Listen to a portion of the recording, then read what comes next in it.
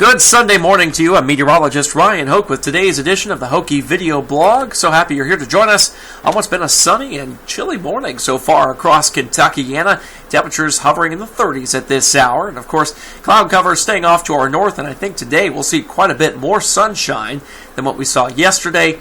And this is all setting the pace for tomorrow, when we'll see even warmer temperatures into the mid-60s. You'll see that coming up. Beautiful day in store for tomorrow. But we need to talk about today's Hokey weather fact first. The cold weather we have coming up won't hold a candle to what we had back in 1994. In fact, the coldest temperature ever recorded in Kentucky was 37 degrees below zero. This was in Shelbyville during that big 94 winter storm. Had temperatures below zero here in Metro Louisville too, but not quite this cold. My goodness. SkyTrack network of cameras this morning showing a nice clear sky, nice sunrise and starlight. Those skies likely remaining clear across much of the area today. We do have a batch of clouds up here in portions of central Indiana at the moment. Now they're trying to rotate on through, but I do think that high pressure off to the southwest will keep things from getting overcast as we go throughout the day, so we'll certainly poke some holes in these clouds as we go throughout the afternoon. The cold front that passed through here yesterday well off to our east, there's the high pressure that we mentioned off to our west. We're left in the middle of that, so a couple degrees cooler today than yesterday. If you're heading off to the flea-off market, that's happening once again today. Temperatures getting into the mid-50s. Plenty of sunshine. Here's how it goes on Futurecast. We do see that Arctic front that we've been talking about coming through as we go throughout your Veterans Day. So 66 on your Monday is what we're looking at now. That southwesterly flow we mentioned yesterday. By Tuesday, we do have that line of showers moving on through. Will there be any thunder with this? I still think it's not going to be a big deal. Maybe one or two claps of thunder there on Tuesday afternoon into Tuesday night. Now, we did mention the fact that there might be some snow flurries early Wednesday morning. The more and more we look at this, the less and less I think that's going to be the case. Right now, I've taken snow flurries out of the forecast. I think Wednesday is going to be dry. As you see it right here, 1 o'clock on Futurecast. Cold front's already through the area, and that cold air beginning to filter in. Here's that big Arctic blast. We need to show you again, just to hammer home, that temperatures as we go throughout later this week are only going to be getting into the 30s. Now, something that we talked about yesterday was the possibility of something maybe wintry happening as we go into early next week. This would be around Sunday on the models here.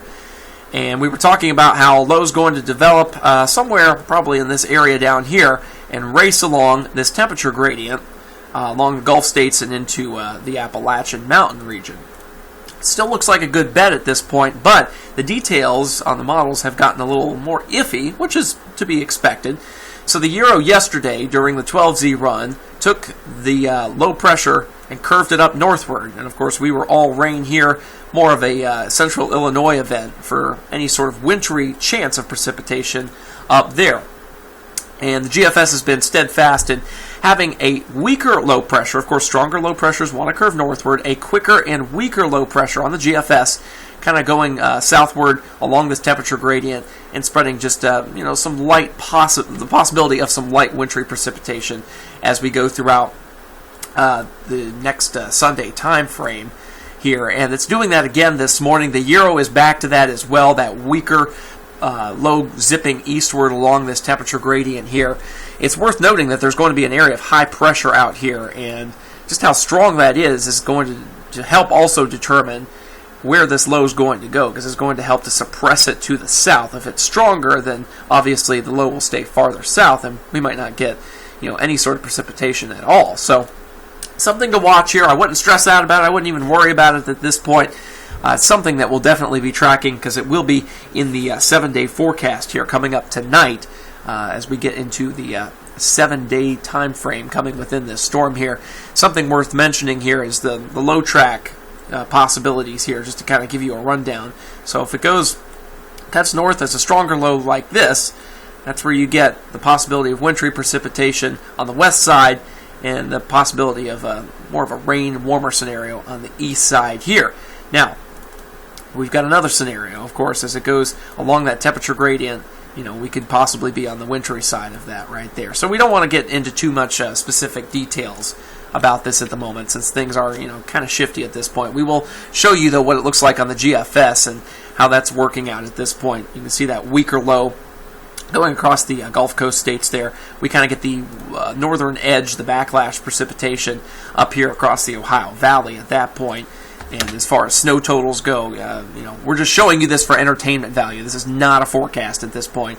Obviously, pretty light totals given what we're seeing on some of the data right now. So there's a possibility this could be our first wintry event of the season where we do see some accumulation, although some folks in southern Indiana, of course, with the last one around Halloween did see some accumulation, but this one I think will have some more colder air to work with, so certainly be interesting to keep up with over the next several days. Speaking of the next several days, here's our high temperature trend. We go up into the 60s tomorrow, 61 by Tuesday, and here come those 30s by Thursday.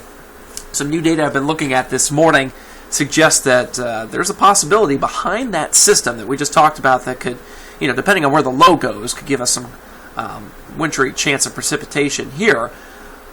It's possible, it's conceivable, that we could see highs only in the 20s after next weekend for a day or two because of the reinforcing shot of cool air behind that. We'll have to see if that works out or not. Still plenty of time to delve into the details of this and fine-tune the forecast as necessary. But for now, certainly getting into that time of year where we need to keep our eyes to the models. And, of course, Brian Good will be here tonight with Snow Talk. Of course, it is Sunday night, and he'll be looking over some of the data tonight, some of the latest updates, and giving his thoughts here on the Wave 3 Weather Blog. For now, meteorologist Ryan Hoke, thanks for watching.